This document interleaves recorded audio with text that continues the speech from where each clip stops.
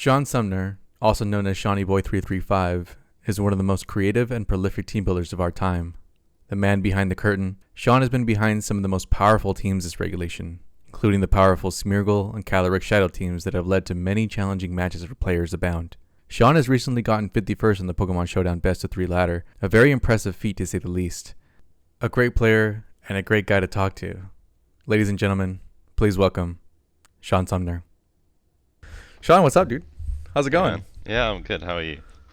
Good, man. Good morning to you. I think good night over in the UK, good right? evening. Good evening to you from me. Good evening. Yeah. How's it going, man? How's your day? How was your day so far since you've already had yours? Yeah, I had most of it. So, yeah, I'm just chilling, watching NAIC.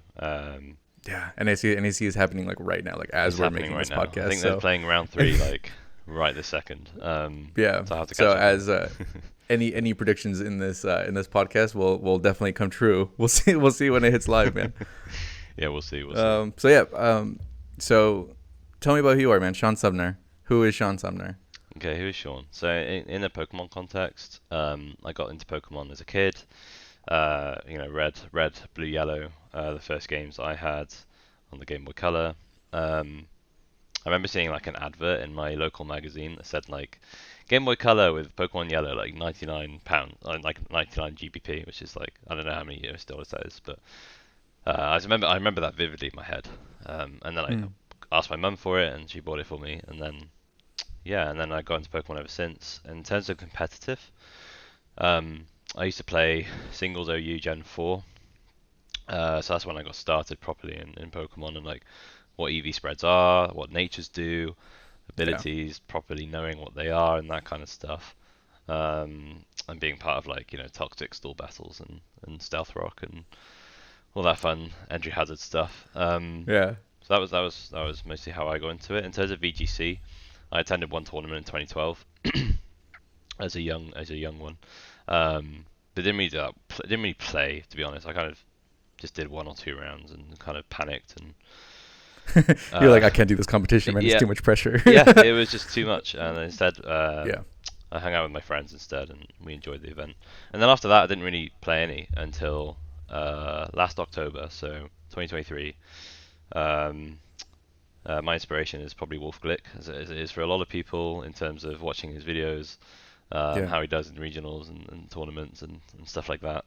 So I've been watching him for a while, a few years probably, and last year after watching his Worlds video, I was just like, you know what, I'm just gonna play and see how it goes. So that's how I got started in VGC again. That was towards the end of Reg D, I think. Yeah. Okay, so like rather recently, right? Yeah, fairly recently. Yeah, a few months ago. Yeah. Yeah. So you started playing competitive in 2012. What is that? Black 2, White 2? Is that or Black and White? Black and White was 2012, wasn't it? Because X and Y came out later that year. No, X and Y came out in 2013. X and Y came out in 2013. 2013? It must have been the end of 2013. One of those years. Going back in time. Mm-hmm. I know I was competing in 2014, so like I was playing X and Y, so I was like, I'm pretty sure around that time. Yeah, I think 2012 was Black and White. That's when Amoonguss was just wreaking havoc on ladder. Yeah. I say ladder. Yeah, was it Showdown then? I think it was. Was it Shoddy Battle? I can't remember. But one of the two. Yeah. But I would say 2012 is when I kind of saw what VGC is, like what double battles are in terms of like compared to singles and the differences, how much quicker the games are as well. Yeah, it makes a huge difference, right? Like I know when I first got into VGC and I was like, oh, this is like we can just crank out these games, dude. They don't take forever, right? You're not switching 50 times in a game. Yeah. It's good fun though. It's a good introduction, but I didn't really play that much. It's more recently that I started playing VGC. Mm-hmm. What if you don't mind me asking, like what about like the like Generation 9 or like Regulation D like was like, oh dude, I'm in. Like what brought you back in? I mean, I think it was Worlds last year that I kind of watched highlights from that, and I played with the World Champions team on the ladder, on the in-cart ladder. So I think it was a rental, so I just picked it up, started playing it, and I was doing okay, and I got to Master Balls here, and I was like, okay, that's a good start. Yeah. So then I refound Showdown again, I guess. I used to play random battles on Showdown, so it's not like it's completely new, but um, yeah, I went on Showdown, just picked some teams up, started copying teams that were doing well in regionals, and putting my own spreads in, and just playing on the ladder, and that's how I got started. And then I went to my first local, and went 0-3, dropped basically, just did really I've been badly. there, dude. It was awful. um, and everyone was using Ogopon. This is the beginning of Reggie. Okay. Went to my first local, and everyone was using Ogopon half flame, and it was a terror to face against back then. Hmm. Just how much damage it did and everything, and yeah, it was a good experience to go to my local and get smashed. But the next local I went to, I think I was getting better and better, and then eventually I got top two in a PC, which I was quite happy with. Um, and actually at Yeah, that it's huge. tournament, I met a few people as well that I'm still friends with now, and sometimes team build with, sometimes just practice against, um, just have daily banter with, that kind of stuff.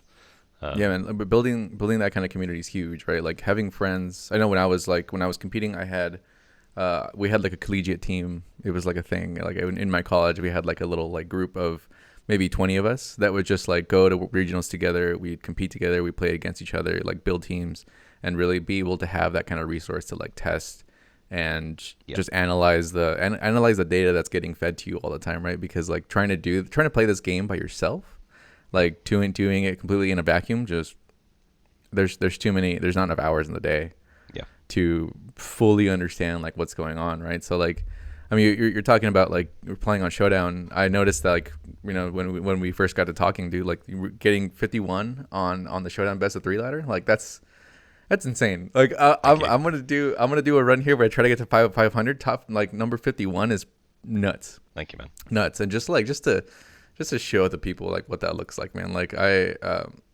saw this on your Twitter, and I just wanted to let me share my screen here. Oh, whoop, wrong one.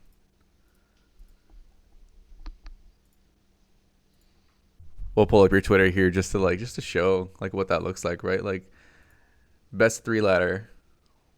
I'm at the We bottom got there. you right here, It's not the right best here, screenshot. Shawnee. I wanted to get Yeah, Michael Vesta and Federico in the screenshot. That's why it's such a long screenshot. it's Just a long just screenshot. No, but I mean, you're like, you can see, you're up there, man. About Michael their best, like up here at 31. mhm. Where's Federico? Which one's him? 32. So the one 32. beneath. Oh, okay, Yeah, okay. yeah, Say importante is right there. We yeah. got you right here, man. Shawnee Boy 335. Watch Yeah. out for that name on Showdown. If anybody watching, dude. I need to get an alternative name now. I need to get a different account. Yeah, man. Look, I have a few. Just like I like try not to use my actual name on Showdown because Mm. then then you get sniped. You know what I'm saying? Like you never know who's on the other side of the Yep, other side of the screen there. But 100%. Yeah. you just try your best to like to play the best, dude. But like, do you feel like you found something, right? Like you feel like you found something that really like resonated with you to like make it this far. Like I know, what is it, man? Like Okay. what's the sauce? So the source is so Brady came out with this conception. Brady Smith, VGC Corner. Hmm. In that, so there's a funny story to this where just before the Stockholm regionals, I was using Caloric Shadow, but just on a standard balance team. So like Incineroar, Rillaboom, Urshifu, Sure. you can probably fit in the other two. And I wasn't doing that well. I wasn't that confident in that team anymore because people have so many answers to Caloric Shadow, Terra Normal, Farigiraf, Ursaluna. So, and actually at the time, Calyrex Ice was a hard matchup. So Brady said to me, he said, why don't you just use Calyrex Ice? Just play it. Just play that team at Stockholm. Hmm. This was 3 days before the event, and I'd never played Calyrex Ice before. Hmm. Bearing in mind I only just started VGC, right? I hadn't played Sword and Shield um, in a competitive format. So picked up Calyrex Ice, won a few sets in practice. I was like, okay, this feels good. I'll use this instead. So it was just a standard Calyrex Ice stuff. I won't go too much into it. Did really bad at Stockholm, went negative, and then came back. I was like, okay.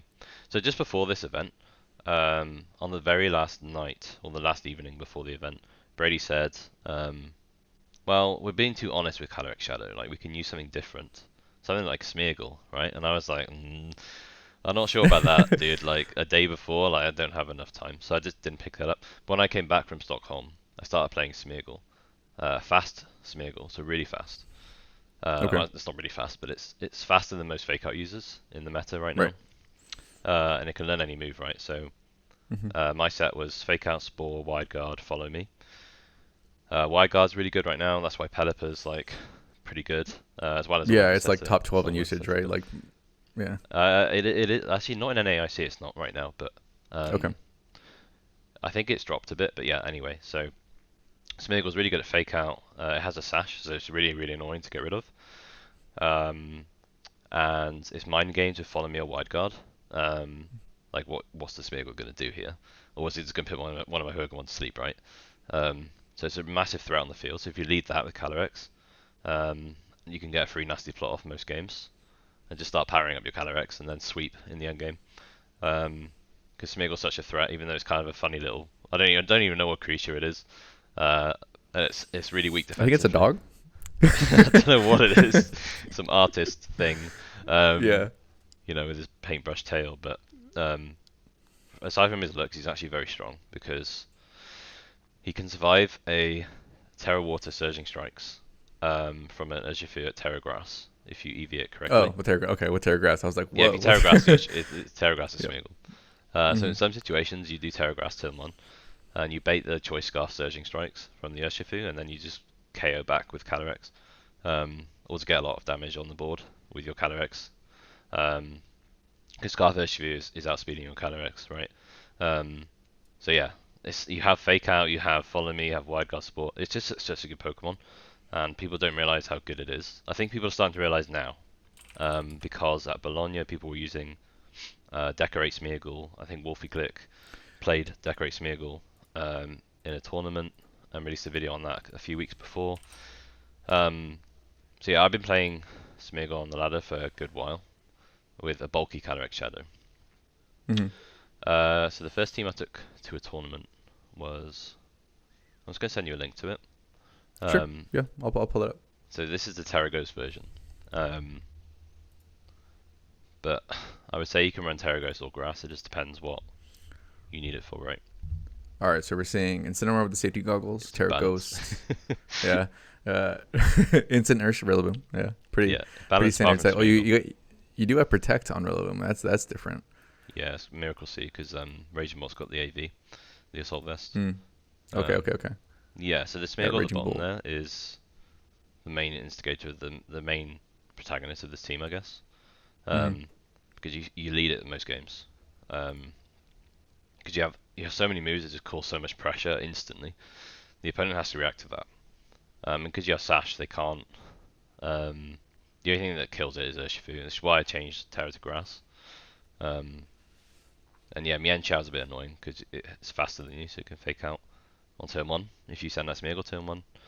But apart from that, like it's just really, really good.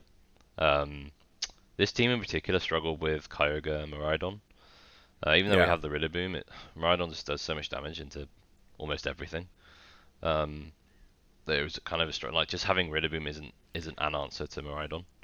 Yeah. No, Kyogre it's is it's difficult. difficult to survive anything from Rhydon. Like if you're not if you're not like quad resistant or completely immune, like it's just gonna Yeah, it's gonna run over you. the Bolt was good because you could lead Bolt into Miraidon and just snarl. Hmm. But this is the iteration I took to a local. I was on a stream on a local, and one on stream against Calyrex Ice with Terra Normal Goldengo. So I baited the Terra Normal Goldengo, sent out Urshifu, killed it with close combat. That's how you beat those teams with this team. Very nice. Yeah. Okay. So that's the first iteration. The second iteration was, let's get a few now. This one. Yes. Okay, so we came up with the idea of Clefairy. This was before, by the way, Clefairy became popular. So we're talking like the origins of how this Yeah, I how mean, this team how did that team. Yeah, so this is the very, very first iteration of Smeargle, and this next one is one that we tried. And I changed. You'll notice the Calyrex Shadow. It has a Covert Cloak now, and it has Draining Kiss. What did it have Still before? Sorry, I missed it. had It had Psyshock. Okay. has Psyshock before. So the idea of this is that you have Clefairy, Smeargle, Clefairy, Calyrex, and then a filler, right? So you can bring Chi-Yu with Safety Goggles and Taunt, which some people, Mhm. I think it was used a little bit. I mean, Taunt Chi-Yu is definitely being used, but I don't know if it's got Safety Goggles or not in the regionals. They've just been. Um, but this is really good tech, right? Because Amoonguss is a bit annoying for this team. Um, Yeah, so the definitely. Taunt Chi-Yu just really helps with that, and also just damage. um, so Yeah, I you mean, could like Kyler Show next to Chi-Yu, like good luck surviving, exactly dude. exactly Yeah. that, right? Except our Calyrex has no special attack investment. Um, I think See, I've been it's wondering that too. Like when you start when this team started to pop up and people actually noticed, right? Like I was like, okay, yep, that Calyrex, like, there's no way they're running like max, right? Like yep, they're gonna sacrifice some of the attack EVs or the special attack EVs yeah, to get that bulk. yeah, exactly. So this was before. I don't know which regional it was that the two Calyrexes won. It was LA and something else. But this Uh, team was made before Bologna, that I think. point, and I wish it was dated so I could prove that. But unfortunately, Yeah. it's not. But we changed the Terra's Grass to Smeargle to bait the Choice Scarf Surging Strikes from Urshifu. Um, and we have, so again, you just lease Smeargle Calyrex, you power up Calyrex once or twice. Depends how long Smeargle can last on the field. You let Smeargle die, you bring out Clefairy, Helping Hand Astral Barrage. It's as simple as that. And Hmm. basically, a big counter to this was Trick Room. So we changed the Clefairy to have After You, or I changed it to have After You, from Okay. speaking to someone in the team builder, being like, okay, how do we beat Trick Room? And he was like, well, I'm using After You and it works. So, Yeah, um, it seems fine. yeah, this seems I think fine. you have to be like a minus speed nature on the Clefairy to actually Yeah. to be slower than the Calyrex, right? Is that right? So you can be slow in the Calyrex. The main problem is Amoonguss. If they're a Mm. minus speed nature and zero IV speed, they're still slower than Yeah. Clefairy, Mm. which is really annoying, and it's definitely becoming more prominent now because of Yeah. Clefairy. So at first, playing this on ladder, Clefairy was always slower, so that was fine. So you could Helping Hand, or After You, whatever, right? But now it's like, Hmm. I mean, Helping Hand doesn't matter as priority. After You is the main thing you'd use. Um, and then now that Smeargle is, not Smeargle, now that Amoonguss is slower than you in Trick Room, or faster than you in Trick Room, it can be a bit difficult to navigate. And it's still a bit of a counter, but we have the Chi there as well, Hmm. um, that can deal with Especially with that. that taunt on there, right? And it doesn't die to a high horsepower at neutral from a Kali Ice at neutral. Nice. Nice. Nice. Nice. So it's EV to survive that. So we have answers. It's just not like the answer. So you kind of have to outplay your opponent a little bit. Um, and as long as your Calyrex gets powered up enough, it will kill the Mungus with Astral. Um, you just have to enable it with this team. But this team is very, very good. And this is a team I basically used with a few alterations to get to number 51 on the best of three ladder. Um, because even though the opponent knows what's coming, they don't know what to do. They don't have any answers for it. Because Smeargle is just really, really good. He's the enabler of this team, right? He Hmm. enables your Calyrex to get set up. Um, he can put things to sleep. There's some games where I just click Spore for 3 turns in a row, and if you get a Moody boost, I haven't talked about this yet. Moody's a really cool ability Mm. where, as I'm sure most viewers know, you get a double speed boost on double stat boost on one stat and -1 on something else. It could be random, except they've taken out evasion and accuracy out of the game, game for Smeargle now because of before.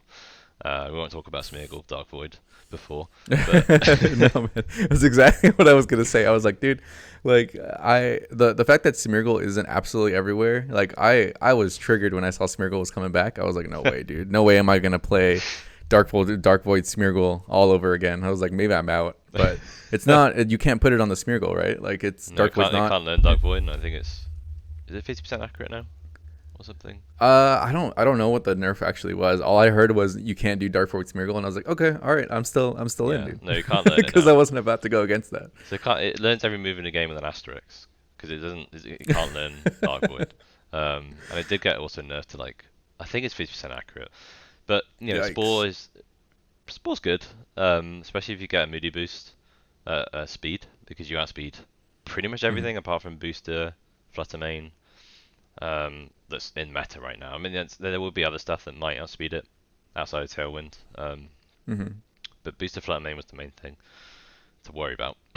Um, so that's Smeargle. In terms of Calyrex, I want to talk a bit about the Covert Cloak. That's okay, Yeah, because yeah. By all means, man. It's your team. You built it. you'll I'll, go for I'll it. I'll ask you in a second, like Yeah, how kind of your approach to team building. But go ahead. cool. Covert Cloak was Brady's suggestion. Because we were all struggling with like Icy Wind spam, slowing down the Calyrex. So you have like, this times 4 special attack Calyrex on the field, but -2 speed, and then you just die to other mons on the field because you're slower than them. And also the problem was when you Terror, you're prone to getting fake outed um, by Mm, opposing Incineroar, Rillaboom, whatever. So Covert right. Cloak stops both of those things. It stops Mm, Icy Wind spam, it stops fake out spam. So you can comfortably Terror in front of an Incineroar and not worry about it. Um, that's really, really cool because that means we can just get our boosts, we can do Smeargle things on the field when that dies, we bring out Clefairy or Chi-Yu, depending on if you want to do damage, or mess around with the opponent a bit more with Clefairy, um, and just start clicking Astral Barrage. And if they have Wide Guard, Draining Kiss does so much damage, Terra Fairy, because it gets boosted to 60 BP with Terra. yeah.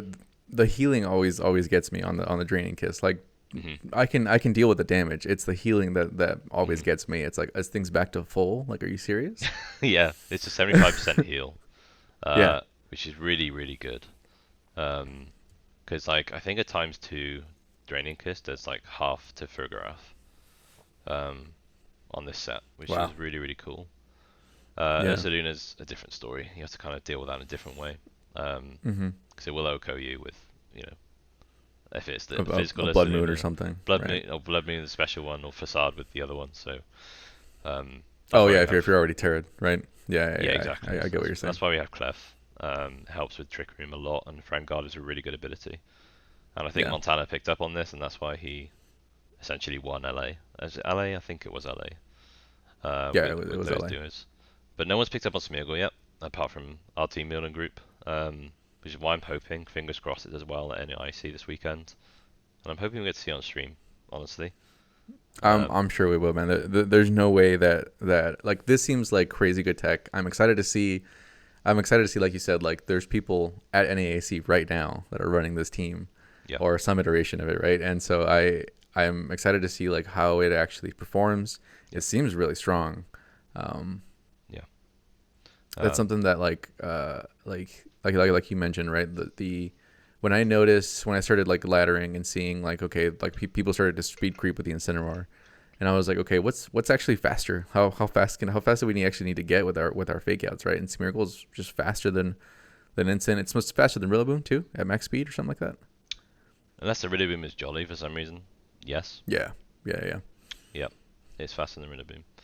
Mm-hmm. Um, and the scary thing with Calyrex can be priority spam. So like Grassy Glide, Sucker Punch, whatever. Right. E-Speed as well is another one that this team has struggled a little bit against. Is kind of Dragonite Chien-Pao has made a little bit of a comeback with Groudon teams. Shout out Mm-hmm. to my Mm-hmm. friend April who made that team. It's a really cool team that she made, and she keeps beating me with it, and it's really annoying. So if you're watching this, April, god damn it, stop beating me. But yeah, the priority spam's annoying. That's why we have 2 Follow Me users. Mm-hmm. But obviously, E-Speed is the same priority as Follow Me, so if you're slower, then it's not great. But Smeagol's a fast Follow Me user, and that's what's cool about it, because Dragonites still go bulky, and Entei still go bulky. So the fact that you click Follow Me before E-Speed is quite surprising to some people. So you keep the Calyrex safe that way with Mm-hmm. Smeagol. And also we have Sash, so it's basically 2 lives. Um, Yeah. so that's really cool, and I just really like these 3 in particular. Urshifu helps with the Terapagos matchup, Mm-hmm. and Chiyu's there just because of Chiyu. And the Rillaboom, I think, the last iteration of this team has been subbed out for a Subbed Tornadus. out. Tornadus. Okay. Yeah, it's been dropped for Tornadus. I Is think it's a that practice just thing. for for speed control, because that's something I noticed when I was looking through this here, is that there's no tailwind, there's no icy wind, there's no no icy wind. So we want different enablers on this team. So Tornursh is still a really good combo. So having Mhm. Tornursh with Rain Dance Tailwind is really really strong still. Um, unless they have a Raging Bolt, in which case you lead differently. But really being like I was only really bringing it to the Miraidon team, like the Miraidon matchups, and even then it wasn't doing that much. So um, yeah, it's got dropped. Like it wasn't doing that much for me. It's still a very good Pokemon. Mhm. Um, yeah, it got dropped for Tornadus. Tailwind's better, Rain Dance is better, and yeah, I'm running Taunt on my Tornadus, which can be good. But I don't Yeah. click it that often. But yeah, and then I think something really really cool is I think we saw it on stream last weekend was Terraground Chiyu with Terra Blast. That's Yeah. Yeah, that's been very good tech. I've been actually very happy with that one. mhm. Yeah, that's something that some of us are running. I'm definitely trying it out. It's good fun because you can lead it into Miraidon, and just kill the Miraidon. Um, Mhm. equally, you can just lead like Chiyu uh, and Calyrex and just kill stuff with Heatwave Astral. So Chiyu offers a lot of flexibility in this team. That's why it's there. Over something like an Incineroar that's also a fire type is kind of being countered a lot at the moment in the meta, and people know what to expect now from Incineroar. So you kind of have to play around that and then play something a little bit different. I mean, it's not really different anymore. People might see this team after NIC and be like, oh yeah, it's just this team. But Oh bearing yeah, in that's mind, we sick. were building this for like over a month. We were kind of iterating on this team. So yeah, That's kind of the thing, right? So like, something I've been trying to wrap my mind around this, and like how I want to make like a video about it, but like specifically like what is a metagame, right?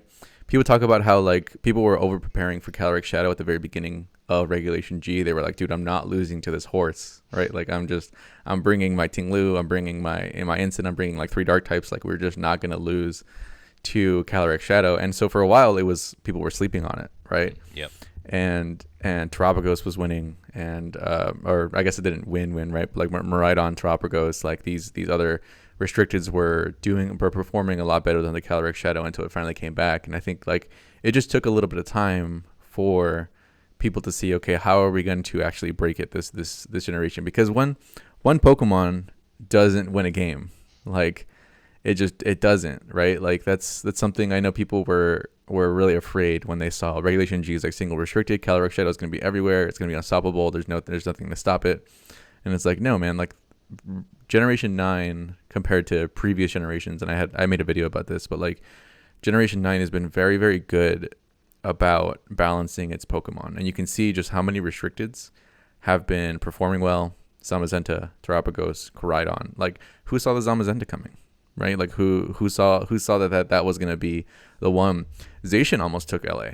Like Zacian was number three. If it wasn't for inaccurate moves, which is always like a that's always a thing, right? It's like if it didn't miss those play roughs, if we didn't, it's the same with the Chi-Yu always missing the heat waves. Like it's a meme, right? But it's real. And yeah, it's like Zacian almost won LA. That could have been that could have changed the trajectory of everything that could have happened, right? yeah. We saw the Calyrex Shadow start to creep up, and it's like a metagame, and specifically like I don't know if I want to say specifically in Pokemon, but I always relate everything to like Magic the Gathering. I don't know if you play Magic. I have played it. Um, Yeah, yeah, the arena with software and it stuff. Yeah, there's so many different ways to win the game. There's so many different ways to win the game, and there's not. It's almost impossible to cover everything. Um, it's almost impossible to cover everything. So when you come to a tournament, you kind of have to do the math, and you're gambling a little bit to say, okay, how many times am I going to go up against this matchup that I don't have great answers to, and am I just going to get lucky in my pairings, like as I go through, right? Like what is yeah, what is going to happen there? yeah, Having the best team and having a really good Pokemon is great, and especially if you can pilot it well. But there's always a chance that you just go up against six Terapagos in a row with exactly the right answers uh, against your Calyrex Shadow team or against whatever restricted that you are running. Um, yeah. like it's all that to say that like there's no perfect team, but I'm excited to see what is happening at NAIC right now, man. Yeah, me Because too. yeah, it's like how it's gonna evolve, and like from here to Worlds we got a couple months. Like NAIC is exciting, and I'm excited to see these results and to see where everybody's playing. But like, what do you think? What do you think takes Worlds this year? Do you think Caloric Shadow does it? It's a good question, isn't it? I think if I knew the answer to that, I'd be the world champion. But in terms of what I want to win, yeah, I think it's going to be the same as last year, right? Because last year they announced Regulation D. Like I can't remember how many weeks before Worlds, but not that. Yeah, it was really soon, right? It was. I was really soon. shocked. Yeah, right. And it annoyed a lot of people. I think rightfully so. But in terms of what took Worlds that year was something innovative, like Taunt on Urshifu. That was very good for the world champion. In some of their matches. This year, it's going to be like that horrible cycle of what single restricted does, where one single restricted does really well. So at the moment that is Kali Shadow, annoyingly. I say annoyingly because I like Kali Shadow. I want it to do well. The reason it's annoying is because people are going to start countering that and having plays against it.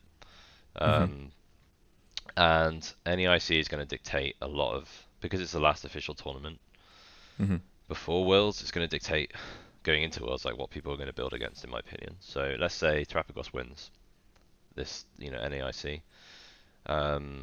People are going to be like, okay, how do we actually beat Terapagos? Like fully counter it. Okay, wide guard. Okay, we have like loads of fighting type moves. We can Oko it with like I think Terra fighting Mian Chao close combat. Okos. Yeah, I'm pretty sure that picks up. Yeah, that's why people are running it in Bologna, for example. So, in my opinion, it's going to be whoever does well at NAIC, I don't think will win Worlds. Or if it does win Worlds, it would be a very different variation of what we saw in NAIC. So, I think, Maridon's still around. I mean, we've seen so far, as we speak, we've seen 2 rounds of Swiss. Obviously, the third one's probably finished now, but me and you don't know the result. But the Kali Ices were doing very well, and I think people were running Dark Urshifu on those teams to counter the Goldengo that counters the Kali Ice. So if people can come up with an answer for that, exactly. This is what single restricted you got the layers, yeah. In my opinion, this is what single restricted is like, and there's no definitive answer for like what's going to win.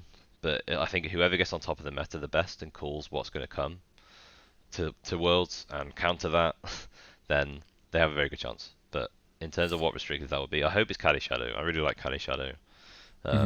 It's a cool Pokemon. It's cool. Legitimately, like I didn't play the end of Generation 8 very much, and I just I just went through a few months ago like the actual DLC and the capturing my Caloric Shadow, and it made me appreciate it a lot more. I was like, oh, this is a cool Pokemon. Like, I understand why people are frustrated against it, but it's a cool Pokemon, man. It's a cool ghost type. I know, I love it. It's great. I think people were running Spectria as well in the last regulation, right? In Glacier, the horses. Yeah, I think so. The horses. Yeah, the horses. Without the rider, but now the rider's back. I really want Kali Shadow to keep doing well. I do and I don't, right? It's a selfish reason of, well, if it does well, people are going to counter it, and I won't be that successful on the ladder, or games will be a lot more difficult. But I really like, going back to my team a little bit, what I really like about this team is it's a very, very bulky Kali Shadow. So this spread survives with Clefairy next to it, a Terrafire, Flare Bits from a Koraidon in Sun. Wow. It survives that, guaranteed. With Clefairy next to it, Friend Guard. Yeah. That's how bulky this thing is. But then you can easily get 2 nasty plots off and just start killing stuff in return, because its base special attack is so high and its moves are very strong. So, and you have helping hand support and everything as well. This is why I like this version of the team, and Montana played Clefairy with Calyrex in that way. But no one's picked up on Smeargle Clefairy Calyrex yet. So we'll see what NAIC brings us. I really like this combination. It would be so cool as well for Smeargle to kind of make a comeback and be really strong. And I mean, I say that because I didn't play Dark Void Smeargle meta. So I'm kind of a noob to it, and I don't see the problem with it. Teaching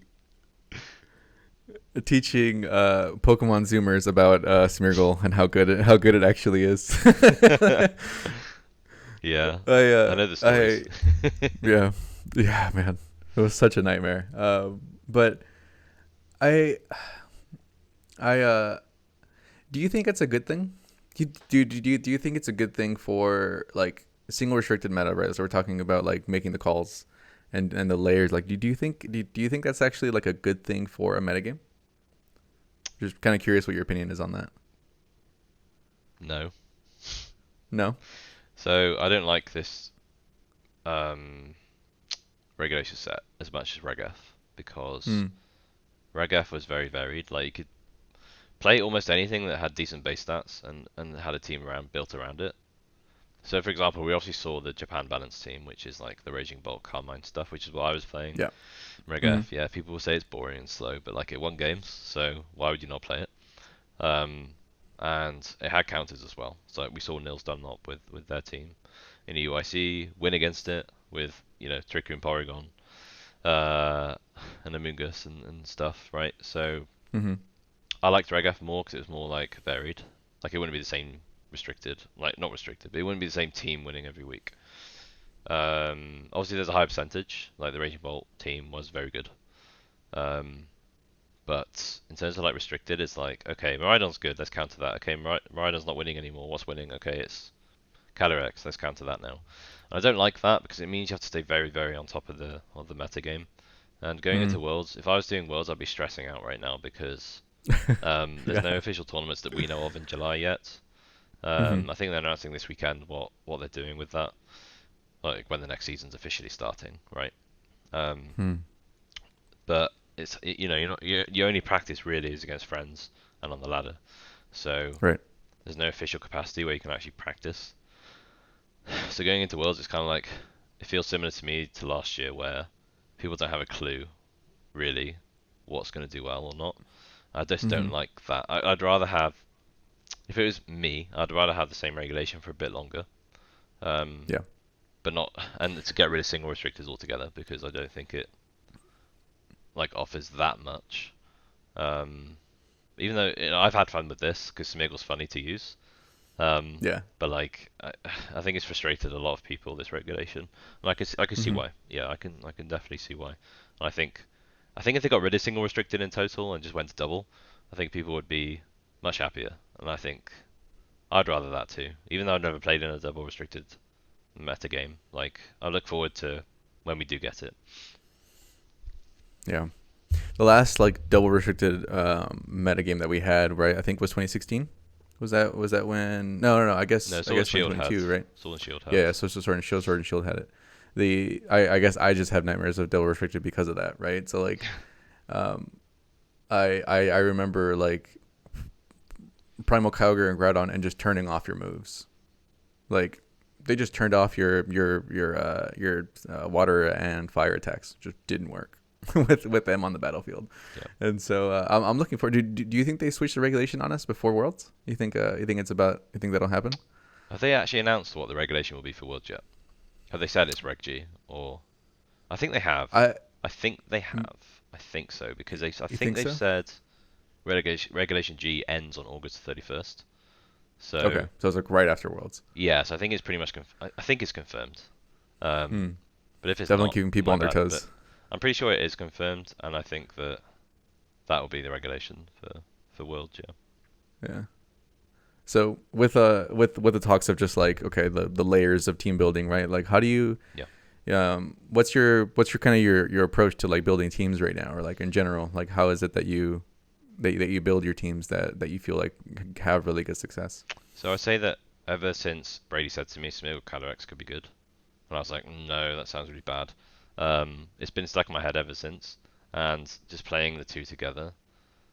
Like Smeagol's quite unorthodox. It was at the time. I think it will be more prominent now, especially after this weekend. But playing at the time, no one knew. Like especially in best of one ladder, right? Because no one knows what it has. Like there's no open team Right. sheet. No one knows what it Hmm. has. No one knows what item it's going to have.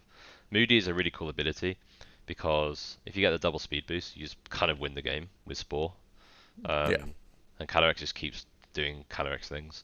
Um, so I think having that approach to like, okay, I don't have to use the standard six in a team. In this regulation in particular, is really strong because people don't know what to expect. Like the other day, I think I saw Vital Spirit Electabuzz on the ladder, And it was faster than my Smeagol, so it was really annoying because I had fake out. I think I had fake out. Doesn't it have fake out? Either way, it was very annoying to deal with. Hmm.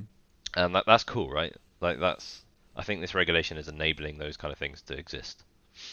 Uh, so I think that's cool, and I think the approach you have to have is like, okay, what does my restricted need, and how do I, like in this regulation, I would say, how do I make my restricted a raid boss? How can I make it unkillable?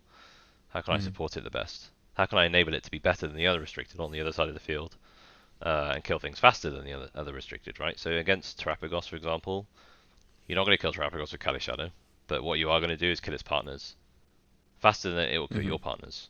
So in the end game, Right. you have Urshifu and Calyrex, for example, and you use Draining Kiss, close combat, it dies. Because Kali Shadow is faster than Urshifu in this team. So Right. it's like, how do I enable my restricted? Is basically the question I ask myself. And I think that's why Brady said Smeagol, because it can learn almost any move in the game. And Wideguard is really, really good right now. And has been since the start of the metagame, because people were running Mienshao with Wideguard. And I thought, okay, Mienshao is quite cool because it's fighting type for Terapagos as well. So I did try that for a bit. I just didn't have much success with it. And I think Smeagol's a bit more unorthodox, and that's why I really like this team. And I would say my approach to team building is don't just pick Rilla, Incin, Urshifu. If you do have a reason for that, like why am I picking these three? What do they offer me? Um, Right. so for this team, that's what I was asking myself. I was saying, why am I picking this? How is it enabling Calyrex better than this other Pokemon can enable Calyrex? Um, yeah, and there's a few different Pokemon that come in and out. Like I mentioned Tornadus already. I had 3 fake outs on this team at one point. I think this is the three fake out version. I know it's not because we haven't got Incin. But yeah, Incineroar's been in this team as well. And it's just trying different versions of. I think finding a core is really important. So I know that Hmm. Calyrex, Clef, Smeagol is a really good core, and it's just enabling those to succeed. Um, which is why the other 3 exist in the team, right? And helping with certain matchups. Like Urshifu's there, basically, for Terapagos, Yeah. and some other reasons as well. But um, yeah, and like I think someone in our team building group came up with the idea of Terrastella Urshifu, and I think I sent you the calc. Terrastellar. Uh, Okay. Yeah. Yeah. Yeah. Let Terrastella me see if I Water can. Urshifu. Um, Let me see if I can pull that up. We'll go to Nerd of Now here. yeah, Everybody's favorite damage calculator. it's great. It's great. I got Urshifu here. I got anybody you want me to start with? So let's do Kyogre. Um, Okay. so Urshifu against Kyogre. Obviously, Surging Strikes is not very effective. Um, Right. Were we adamant here? Adamant 252, yeah. It doesn't really matter with the item. We can do both Mystic Water and Sash, but it doesn't really matter because Terrastella Urshifu probably wants Focus Sash, and that kind of is annoying for Smeagol in my team, which is why I'm not running Hmm. it. But the calcs Terrastella gets it's just insane. It's So insane. we're talking like surging So Surging strikes Strikes, Terrastella, Urshifu against Kyogre in Rain with Helping Hand.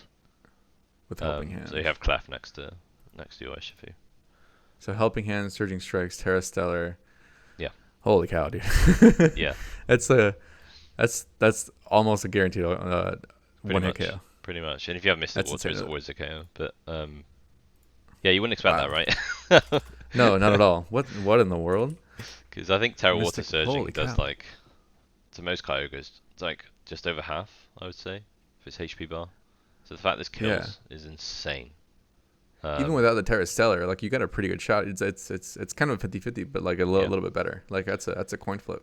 yeah, That's yeah. insane. I mean, Terra Water probably does a lot too, with Helping Hand.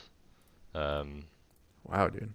How but did you find that? You're just like, it hey, was I just wonder someone how in my much this team does. builder group. They were like, "Oh, what about Terrastella?" Like, because the main reason Terrastella came up was because close combat kills Terrapagos, Yeah. first use Terrastella, and then we Hmm. were like, "Oh, what about the Kyogre matchup?" And then someone plugged this calc in, and we were like, "Okay, that's really good." um, Dude, I genuinely can't believe that. How does the surging strikes? I mean, I guess the crits, right? But like, still, yeah, because it's those are some resisted, and multipliers. So Kyogre's that not a squishy mon; it's like bulky. Um, wow. and Helming Hand acts like as like a +1 attack, right? It's like the same buff. So yeah, Urshifu, ladies and gentlemen. Even it being a 2-hit KO without your multipliers, right? Let's say you're just like Yeah, in the rain, no Terra Stellar, no helping hand. Like that's a 2-hit KO. yeah, it is. Yeah, and How does we knew that. I think. I knew that because Wow. you know the local I first mentioned that I went to with Smeargle. Yeah. Kyogre was an issue. I just lost to Kyogre teams. And nothing else, and it was really annoying to face Kyogre. Even though we have Wide Guard, it's not a guaranteed win con. Right. So Surging Strikes I knew did about half in rain to Kyogre. Mm-hmm. But the fact Terracetta just kills it is going to be hilarious because someone's going to do it in an AIC, and their opponent's going to sit there and be like, "Well, GG, I Or guess." just what in the world? They're gonna be shocked. Can't I hope counter that. I hope that we say that on stream today, and then we just release the podcast and we're like, "Yup, dude, we said that a couple days ago." Yeah, yeah, and also like the Terracetta close combat is really good for Terrapagos because without it you don't kill it. Even the most offensive Terrapagos survive. So like, close combat here. Yeah, Close combat. So the close combat without the Terra Stellar, that's helping hand. We talking like through their Terra. Yeah. So if this Terrapagos yeah, is Terrapagos Stella or whatever form it's called, right. I think it kills. Uh, So the close combat. So if by Terra Stellar, helping hand does like half. Terracella helping and close combat. Yeah, so that's a really bulky Terrapagos. Yeah, I think most yeah. If we don't go run to 252 HP. But if you take like the 252 special attack speed one, for example, like the spec set, yeah, it's definitely a kill. I'm pretty sure. helping hand Terra Stellar definitely does a lot. I don't know if it does. I don't know if it's a guaranteed Oko. Well, it's like through like through the Terra shell. If I mean, you if you're not, if they're Terra, so if the Terrapagos is Terra, pretty sure oh, it's if a it's kill. Terra, duh. Okay, yeah. You're good. Yeah. Yeah, so even the So bulky helping ones, hand, it kills if they're Terra. Obviously, if they're Terra Shell, it doesn't. But the fact that it yeah, does, I think I just saw on there 80%. It can do up to 77% through Terra Shell, which is insane. yeah, By the way, it's a because lot. that's That's resisted. that's it. that's crazy. I didn't know about that. Yeah, it's huge. But yeah, this is the main reason for it. That people, some of my friends are running that in this Hmm. team. The problem is, it wants Sash, and it's Smeargle has Sash, so you gotta back to the team building question. It's like making those adjustments, right? And like being like, okay, I can go with this really cool tech on Urshifu to Terrastellar Urshifu, or we can keep Smeargle as it is. And I decided to keep Smeargle as it is, Hmm. because It's probably just a more valuable piece, right? Like it's Yeah, it like you can get rid of that Terra shell if you just fake out into it, and then you're in a pretty good position. Like, do you absolutely need the Terra Stellar on there? yeah, yeah, Yeah. exactly. And like most end games with this team against Terrapagos, you want to have Terrapagos at the end, and then you just want a Draining Kiss, Yep. close combat it dies. So Right. yeah, that's a situation that I often want to get myself into against those teams. But I could see why Terrastellar is cool tech. Yeah, actually, just a thought I had is like, I wonder how much. It doesn't matter. It doesn't matter. We don't need it. I was thinking of Terra No, Blast, but no, we won't go there. Terra Blast. No, let's see it. Let's see it. It'll be fun. But Terra Blast on Urshifu?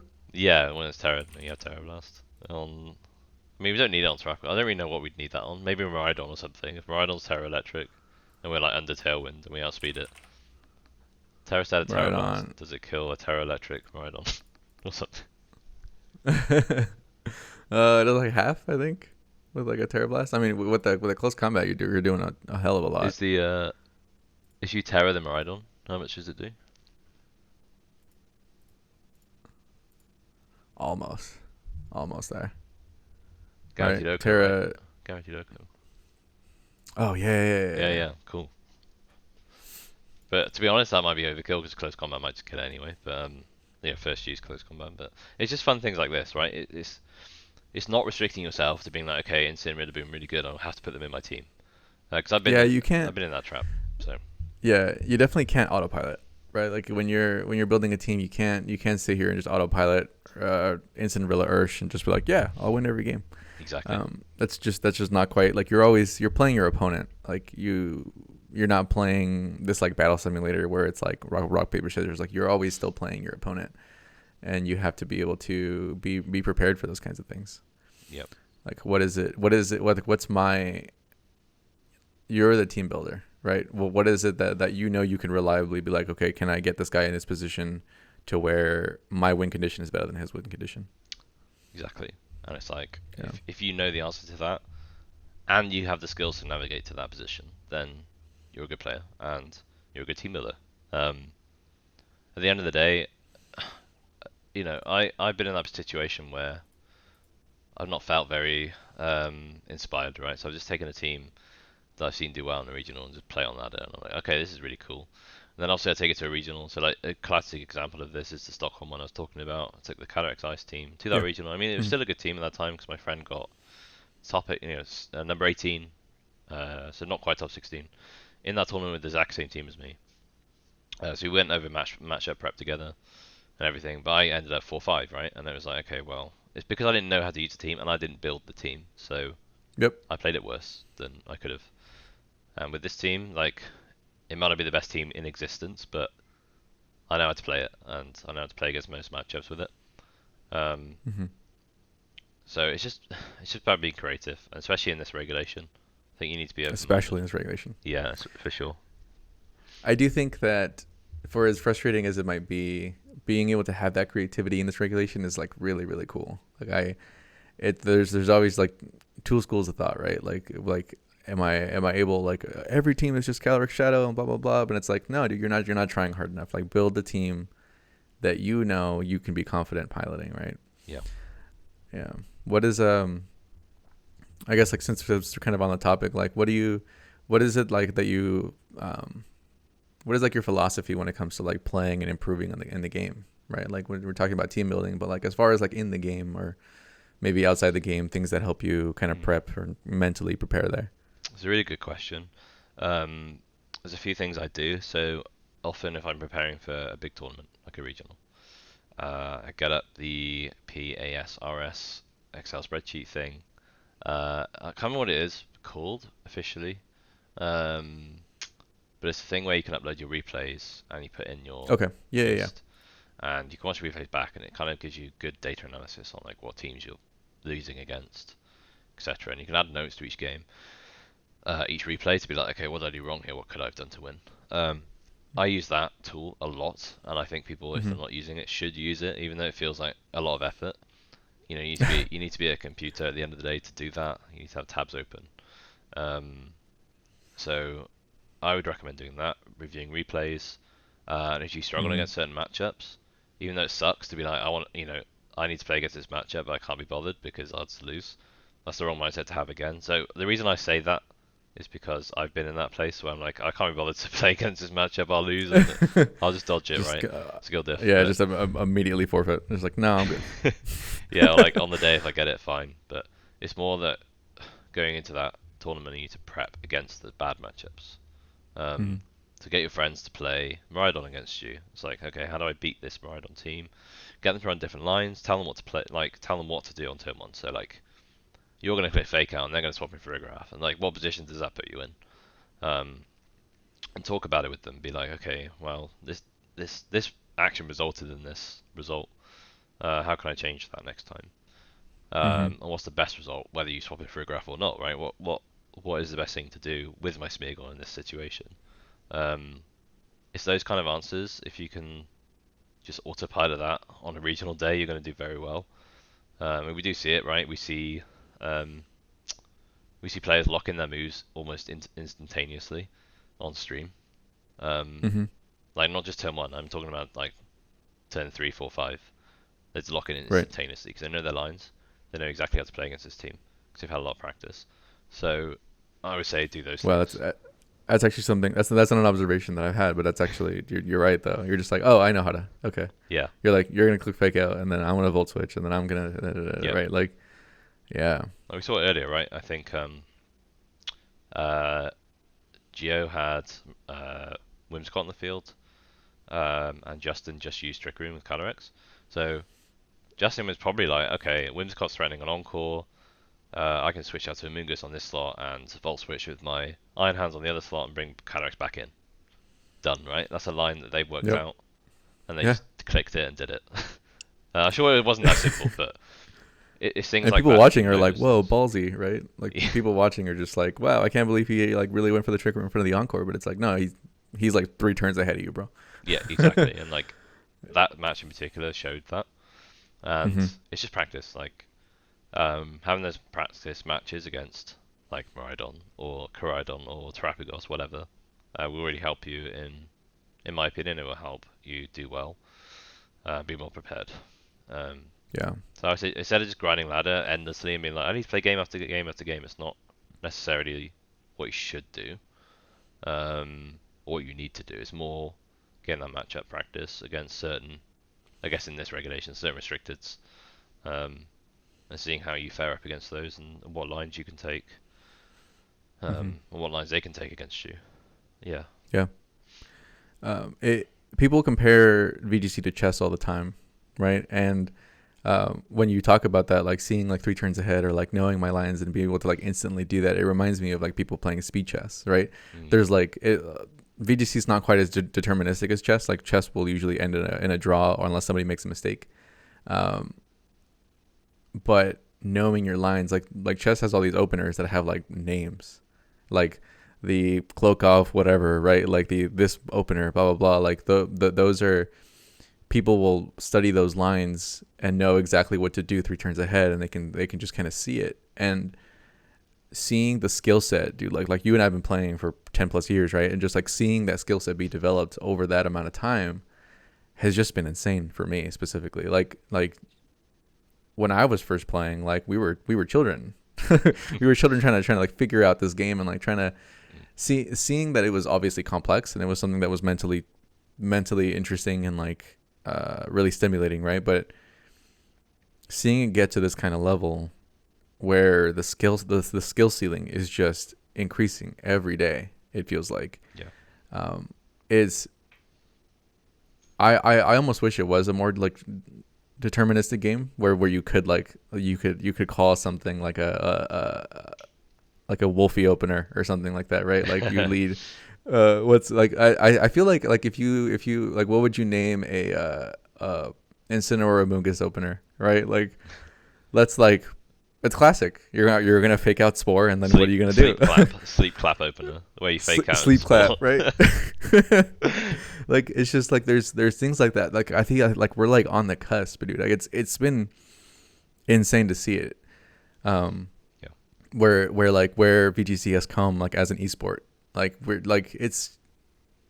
I've been on this kick, man. I've been on this kick recently of just like what VGC has become and where it can go, and seeing just like also the support, right? We've been breaking records the last like year. Like this is the most like biggest regional of all time. Like no, this is the biggest regional of all time. Like how many times has that happened over the last like year, right? And just to see and just like thinking, but like seeing the skill ceiling get so high, and where it can go, like seeing like I think first place for NAIC gets 15 grand. Was that right? Oh, let me look that up real quick. Yeah. We talked about it on the stream today, and I think that's the number I remember. Let's see. Let's see. Victory Road's good resource.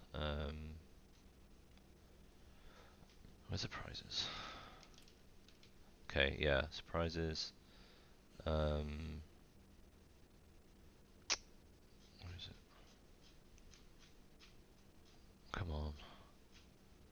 Can't find the prizes now. This is really annoying. Mm-hmm. NAIC travel order recipients. Oh no, that's something else. Yeah, no, it's not telling me. Let's say it's 15 grand. Let's say, yeah. Yeah. Either way, like when I was playing a regional, like I mean I didn't go to NAIC or something like an international, right? But like playing a regional or playing something 10 years ago, could you imagine getting first place and getting $15,000? Like they were awarding scholarships back then. Yeah. Now it's like cash money, and so we're talking about like when I compare things to like Magic the Gathering, like there's pros, there's a Hall of Fame, there's people who travel the world competing in Magic the Gathering, winning thousands of dollars, paying for their invitationals, paying for all of the travel and everything that's happening. Like, could we see that as far as an esport, like, happening with Pokemon VGC? Like, the Pokemon company's got a billion gajillion dollars. Like, why not? Yeah, it's so a game I used to play a lot was a game called League of Legends by Oh yeah, Riot okay, Games. yeah, So that's evolved in the way you're saying, where they have the World Championships at the end of the season, and they have like the MSI Championships. That's like MSI. MSI. Yeah, I used to play a lot of League too. Oh, okay, cool. So yeah, you're a League player, so you know mid-season interval. Yep. So that was like in the middle. It's like a mini Worlds, right? hmm In the middle of the season. And there's so much prize money on offer. So they play in leagues, and you get prize money awarded on based on where you finish. MSI is so much money if you win, and same with World Championships. And I think Pokemon is going that way, and I think they have to. If it was me, Yep. I would like to see a change on their prize system slightly because Okay. there are more players now at the region. Like I think when I entered 2012, it's like a £10 entry or something, and now it's like hmm £70 for an international. Yeah, I Um, noticed. yeah. So I was gonna go. how much was it in dollars? Like 100, over £100. I mean, no, no, I mean that sounds about right. $70-$80 to go, like Okay. for the entry. Yeah, that sounds about right. Well, UIC was 70 GBP, so Okay. that's like I don't know how many dollars that is. Um, but yeah, it's so much money, and the award is 10 grand or 15 grand USD, 10 grand hmm GBP. I think EUIC was 10 grand GBP, but I'm not It sure. was something like that. So Nils won that. Great. Um, the problem is like that's great if you're winning. If you're not doing so well, and like you're the 6-3 in the 6-3 group, or you make day two, you don't quite make top 32, top 16. You're not winning any prize money. So Yeah. you're paying a lot of money to A, travel, and B, play, and you're not earning anything. So I would like to see a change in the prize system where they award most of day two as prize money. Um, and I think I can see that. I think they can afford that, honestly. I think Absolutely. Pokemon's You a kidding me, massive dude? franchise. It's yeah. They are like one of the most like highest revenue companies of all time. Like, Yeah. of course they can afford that. You kidding me? Right? Yeah, exactly. So, and like the fact the player base has grown so much since COVID times. Yeah. Every regional is Yeah, that like, was wild, right? yeah. I mean, I didn't play VGC back then. I wish I did. Um, I was too busy with League of Legends. We won't get into that Me too. one. Oh no. Yeah, no, me too. I played like when Dracovish was really good, and then stopped until Generation 9. Right. Yeah. Sure. Um, Yeah. yeah. So as I mentioned before, I think I was like Gen 4, Gen 5 singles, bit at VGC in Gen 5, then stopped. Came back in Gen 9, but hmm um, yeah, I was saying that like regionals have grown in numbers. Like Liverpool was huge. That was, I say a local for me. It's like 3 hour drive, which isn't too bad. That was a regional in England, and that spiked numbers, right? That was like the first. I think that was the first one that like was the largest tournament ever. And then it Yep. was EUIC, and then it was like no, and then it was Orlando, and then it was EUIC. I think it was in that order. hmm Um, so yeah, we broke so many records this year, and I think it's just going to carry on. Um, Absolutely. I think I think towards the end of a game's life cycle in Pokemon, it tends to dip a little bit in terms of like the player base playing VGC, but it'll pick up hmm again in Gen 10 or whenever the next proper format gets released, right? It'll pick up again. So they can Yeah. definitely up the price system, and I would like to see that. I don't know how realistic that is, um, but I think it'd be nice. I think it'd be a nice reward to the players to be like, okay, if you make day two, you're almost guaranteed prize money, right? That would be a really good incentive. Um, Yeah. VG players don't care about Pokemon cards, dude. No offense. Like, we don't want the exactly. packs. You can keep your packs, dude. I'm good. Well, they can be good if you pull Um, something great and you can be bothered to sell it on eBay or something. Then great, right? yeah. But at the Yeah. same time, Or it's like sell your promo, I guess. But like, is that what we want to do? No, just give no, me the cash money, dude. mine are all sat in Like, a drawer. Like I haven't touched them. yeah. So Right. uh, yeah, it's not a great prize to be honest. I'd rather something different. I've been I saying this think, for and ages. yeah, I think, and I this might not be the most popular thing to say, but I think what we're also like, so MSI is an invitational, right? I think, right? Or Yes. is it? I Yeah. think how's it? I can't remember now. It's so long Is ago. there is there an invitational right now for VG? No, I see where you're going with this, but no, there isn't. Right?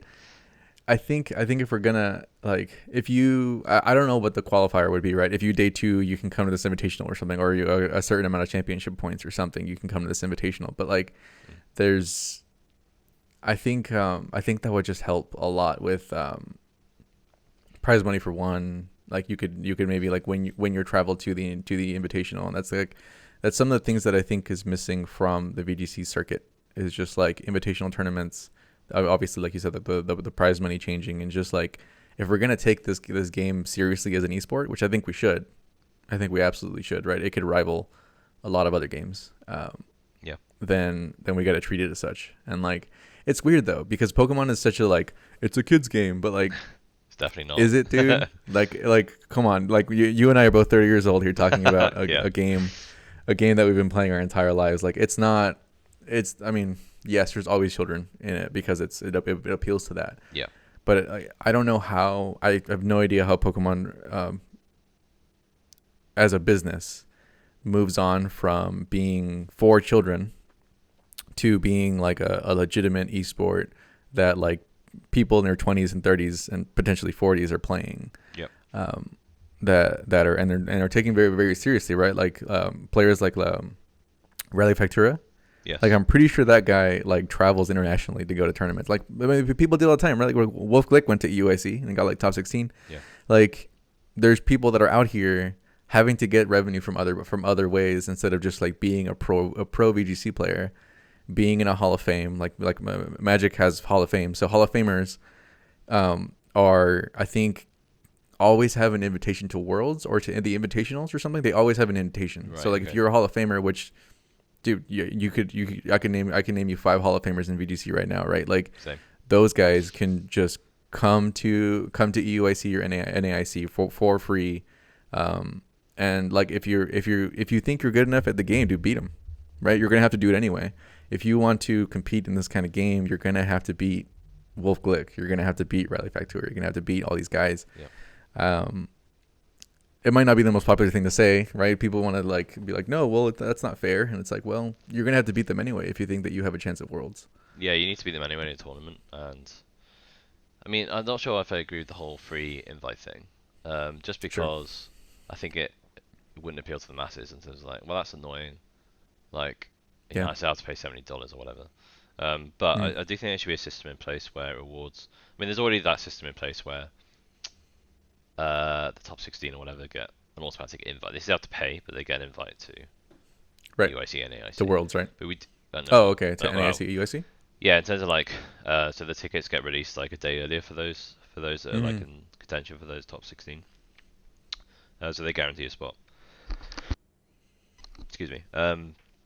And I think MSI is a really good example of we need another tournament format. Yeah. Um, Agreed. and it's a really cool for me personally. It's a good incentive to start being the better players. So for example, the other day I was playing casually on Kart Ladder. After the first turn, I was like, I recognize his name, and I googled it, and it was Marco Fierro. Okay. And I was like, oh, okay. Now I need to like properly lock in and win. Luckily I did. I had a good matchup, and I think I won in 3-4 turns. It was like quite a quick game. But I maybe play better. So I think Mm-hmm. when I face up against players I know are good, I play much better and I lock in much faster than I Absolutely. would like in a round one against someone I don't know. Mm-hmm. I think we need something similar for like an MSI where every round is guaranteed someone really good or something like Yeah. that, and you get invited Yeah. to it if you're doing well in locals, or you get make a day two in a regional. Excuse me for Mm-hmm. 1 second. Sorry about that. You're good. But yeah, I think we need something like that. I think that'd be really cool, and I think they could easily do it for each region. So like Oceania, Latin Okay. America, like NA, EU, right? They could easily do that. I wasn't even thinking like regions, but that's a good point. Yeah, I mean it doesn't have to be by region. Um, the problem is it then be like, I mean, I guess MSI is similar. It's like Worlds where it could be anywhere in the world. Um, and it's on this date, and it's once a year, whatever, Um, Yeah, and it would be right in between NAIC and Worlds, right? yeah, Like that dead time. that'd be cool. It's right there. It's right there, That'd be cool. and that would be. I mean, if it's an invitational, I don't know. It would still be hype. If it's an invitational, could you imagine? You have to be invited to go to this thing. Yeah, it'd be I hype. guess that's how Worlds is, right? It's a second Worlds, but Yeah, it'd be different. You winning an MSI is different from winning Worlds. It's exactly. just it'll always be that way. Like you don't even need to like incentivize the differences or whatever. Like Yeah, it's different. yeah, and there's other games that have that format right now, and it works perfectly. So Yeah. Pokemon could do it. They have the power. Like I just hope they do something slightly different next year. I think the I have a format feeling works they as it will. is, but yeah, I hope they do. I hope they do. I have a feeling they will. Even just seeing the design decisions, right? Like seeing Generation 9 is very different with balance. Like it's very different when it comes to I feel like Mega Evolution was a like design decision that was not fully thought out when it comes to the competitive sense. I feel like there was just a lot of weird things that happened with it, right? Mm. But it was the first time that I felt like it was at least like thought about. They fixed the breeding mechanics, fixed them, right? They're pretty similar to what they are now. There was a lot of there was a lot more thought into, okay, how are we going to get allow or excuse me, how are we going to enable people to have competitive Pokemon without like generation or without genning? The more and more that we creep into a game where you can just I know people want Pokemon Showdown the official ladder. I know people want that, but like how do we as Pokemon make a business decision to allow VG players to make their teams without genning and being able to have legit ones, right? Yep. So Gen 9 has the closest that we've ever had. It's like you got the candies, you got the mints, you got the only thing that's missing, I feel like, is that rusty bottle cap, right? Yeah, Getting that zero zero IV. IV. Yeah. That's the only thing that I feel like is missing. Everything else is pretty. You can even get shinies easier, right? You don't have to like, Yeah. you don't even have to sit there and soft reset for 30 hours to get your shiny Landorus or whatever it is. Um, it's it's like there's just a lot of design decisions and the way that the games are handled in game that I feel like Pokemon as a company is like, okay, well, how do we enable this to get the prestige that I feel like it could have? And that's kind of what I'm really looking forward to. I'm looking forward to see what happens in either the next like remake. Is the next VG game Black 3 White 3? I'm hoping. That'd be cool. That's where my heart's at. That's Yeah, where my heart's at. I'm with you on that one. That'd be Yeah, cool. that'd be really cool. Um, what's next for Sean, dude? What's anything that you are working on? Any sort of projects? Any teams? What are your prediction for Worlds? What's next? So I guess my next kind of focus will be to help my team building group that are going to Worlds build teams and practice. Um, so my main focus now is to watch NIT for to enjoy it and also to Hmm. see what does well and try and prep against that, right? Like this is Regulation G in a nutshell. Oh, that thing's winning, so I'm going to build something that beats that. Yeah. And then you patch up the other matchups later on. But I think Hmm. I'll be doing that in my team building group over the next couple of months. And then Worlds will happen. I mean, they haven't actually announced yet when 2025 season starts. It could be July. They haven't said no to July yet, but they're going to Mm. announce in NAIC when like locals can start again. So if locals are Yeah. starting again in July, I will be attending locals because I really want my Worlds invite next season. I really wanted it Hmm. this season, and to be honest with you, it was quite a hard kick in the stomach when I didn't achieve it. Yeah. And I knew in Stockholm how badly I performed that I wasn't achieving it. So next year I really want to get it locked in early. And kind of like a very uh, kind of a big stretch goal for me is to contend for the travel award. Now this is Okay. obviously very like contested, um, but I believe I'm good enough, and I believe that I can. I'm still learning a lot in the game, um, and like there's friends like 2K you've had on the channel before, top 16 UIC, absolutely brilliant. Um, Yeah. I think I can also achieve those same things if I just lock in on the day, have a good team, get the practice in, and don't tilt. Tilting is like a major Yeah. thing for me. Um, Okay. so my main focus next year is help that team in a group for Worlds, and lock in my invite for Worlds 2025. And yeah, I'm looking forward to double restricted as well. I'm looking forward to what that can offer us. Um, Mm-hmm. we might see more of the restricted we don't see in Regulation G, because they'll be better enabled by their partners in what's that H, Regulation H, I guess it'd be called. That's so embarrassing. I had to do the alphabet, but Yeah, no, I do the same thing. I'm like, huh? yeah, I should know that. But yeah, Regulation H or whatever it's going to be called. We might Yeah, see Lunana do better. Um, yeah. different restricted. So it'd be cool to see Solgaleo as well come back. It's so close, isn't it? Like, It's kind of not it there yet, but maybe. yeah, I know Maybe. it's so close. Yeah, it's close. But yeah, I'm looking forward to all those things. And next year is my year. I'm gonna really want to go to Worlds. I want to do well there. Um, I want to succeed, and I want to help my friends also do the same thing. So Yeah, that's my focus. That's what's next. it's exciting, man. I look forward to seeing your name in the tournament results. I hope so. You should come back too. Yeah. I look forward to seeing your name up there. I was trying to come back this season and it just didn't happen. I made so many plans, travel plans, things in my personal life that just didn't allow it to happen. But I think now with some foresight and some planning and like also I feel like my skill set's like back. Like I'm there to where I can feel like I feel more confident being like competitive again. Like the rust is off, you know? Yeah. And it's like, okay, 2025, like let's see what the meta is, especially if the game really is Black 3 White 3. I'm in. I'm so in. I'm in so hard. Oh yeah, that'd be so Just cool. the nostalgia alone will just get me, man. But Yeah. I don't know, man. We'll see where it takes me. But I'm looking forward to seeing what happens. Let's go watch an AIC. Yeah, we should do that, shouldn't we? We have to catch up now in the last few rounds. Yeah. But it was a We pleasure gotta chatting catch with up. you. Thanks for having me on. Likewise, man. Thanks so much, Sean.